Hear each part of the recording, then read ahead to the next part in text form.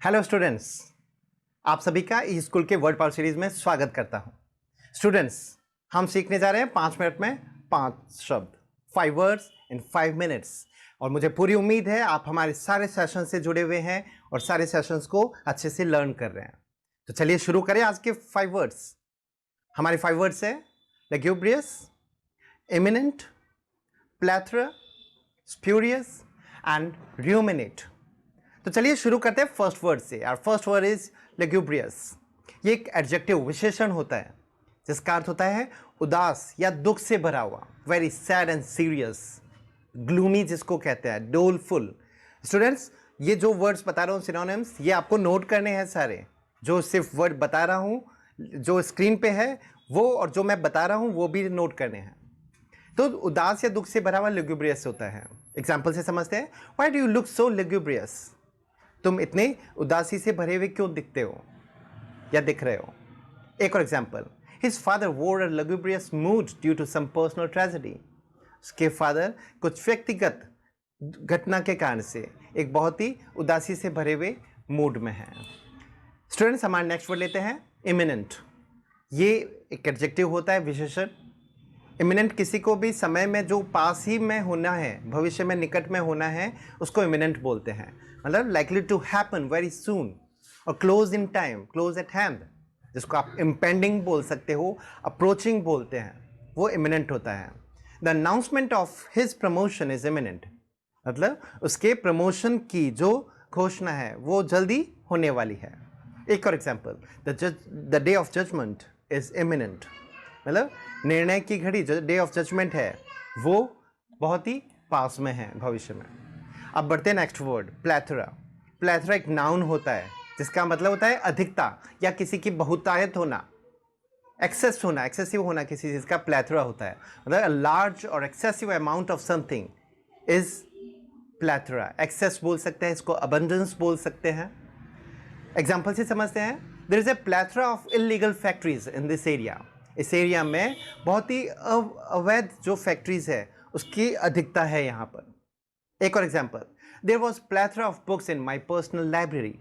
मेरी जो खुद की जो लाइब्रेरी थी, पुस्तकालय थी, उसमें बहुत ज़्यादा संख्या में किताबें थी। अब स्टूडेंट्स आगे बढ़ते हैं next word. Next word is spurious. Spurious एक एडजेक्टिव होता है, विशेषण, जिसका अर्थ होता है जाली, नकली या बनावटी को बोलते हैं। फेक जो हो गया, बोगस, इसके लिए वर्ड यूज होता है। मतलब false that seems to be true, दिखने में सही लग रहा है लेकिन वो फॉल्स होता है। और बेस्ड ऑन फॉल्स आइडियाज, जिसको आप काउंटरफीट बोलते हैं, ये स्प्यूरियस होता है। Example, his whole speech was based on spurious arguments. उसका पूरा भाषण बहुत ही बनावटी और नकली आर्ग्यूमेंट से, तर्क से भरा हुआ था। एक और एग्जाम्पल, ही फर्निश्ड स्प्यूरियस सिकनेस सर्टिफिकेट। मतलब उसने एक जाली, नकली सिकनेस, बीमारी का सर्टिफिकेट प्रस्तुत किया। आगे बढ़ते हैं next word students. Next word है र्यूमिनेट। र्यूमिनेट एक वर्ब है, क्रिया, जिसका अर्थ होता है विचार करना, चिंतन करना। मतलब to think and reflect deeply about something is ruminate. इसको पॉन्डर एक वर्ड यूज होता है इसके लिए। स्टूडेंट्स, एक बात याद रखना, र्यूमिनेट के बाद में ऑन, ओवर और अबाउट समथिंग, ये 3 प्रेपोजिशंस आते हैं, ऑन, ओवर एंड अबाउट। अब एग्जाम्पल से समझते हैं। She ruminated for weeks about the future of relationship with her husband. उसने अपने पति के साथ उसके संबंध को लेकर भविष्य के बारे में कई सप्ताह तक विचार किया। एक और example, I ruminated over the possibilities of a new business year. मैंने यहाँ पर भविष्य की संभावनाओं पर काफ़ी कुछ चिंतन किया।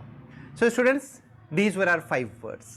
With the hope that you are continuously learning all these words, writing down all these words in your register, and you are also repeating these words every day. Students, I suggest you, whenever you note down these words, the very day you repeat all the words that you have written earlier also. I just request you, all these sessions, earlier sessions that we have given you, you just repeat once in a week, you just repeat all these words in a day.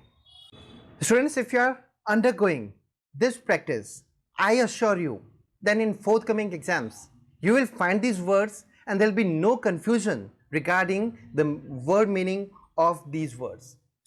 And with this hope that you are undergoing the right practice connected with these words, you will surely get success in the coming exams. So, I wish you an advance congratulations for your coming exams. Thank you very much.